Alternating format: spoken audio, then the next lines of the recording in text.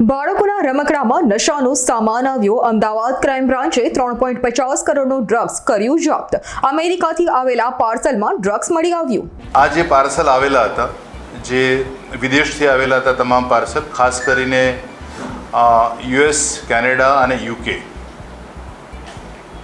આ જે આવેલા પાર્સલોની સંખ્યા પણ ખૂબ મોટી હતી, એટલે સ્નીફર ડોગની મદદથી બધા જ પાર્સલો આઈડેન્ટિફાઈ કરવામાં આવ્યા. એ પાર્સલો અલગ કરવામાં આવ્યા અને એ પાર્સલો જે પાર્સલો જે છે, ખાસ કરીને ઓનલાઈન જે ઓર્ડર્સ છે, બધા સોશિયલ મીડિયાથી, ટેલિગ્રામ, ડાર્ક વેબ, આવા અલગ અલગ ઇલેક્ટ્રોનિક માધ્યમથી આ ઓર્ડર પ્લેસ થયેલા હતા અને એ પ્લેસ થયેલા ઓર્ડર પ્રમાણે આ પ્રતિબંધિત ડ્રગ્સનો જથ્થો આવેલો હતો. ખાસ કરીને આ જે જથ્થો આવે છે એ બાળકોના રમકડા,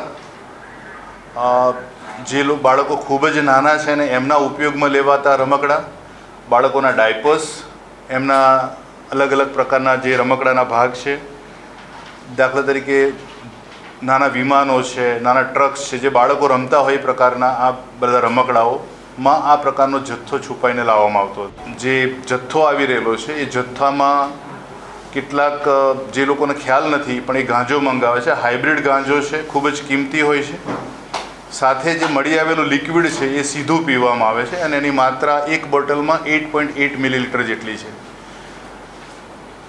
એટલે વાલીઓએ ખરેખર જાગવાની જરૂર છે કે એમના જે બાળકો, જે ટીનેજર્સ છે ખાસ કરીને, એ સોશિયલ મીડિયા એકાઉન્ટ્સ ઉપરથી ટેલિગ્રામ, ઇન્સ્ટા અથવા ડાર્ક વેબનો ઉપયોગ કરી આ પ્રકારની જે ડિલિવરીઝ મંગાવે છે, એ ડિલિવરીઝના કારણે એમના બાળકોનું ભવિષ્ય જોખમમાં છે. અમારી તમામ માહિતીથી અપડેટ રહેવા માટે જોડાયેલા રહો S9 ન્યૂઝ સાથે.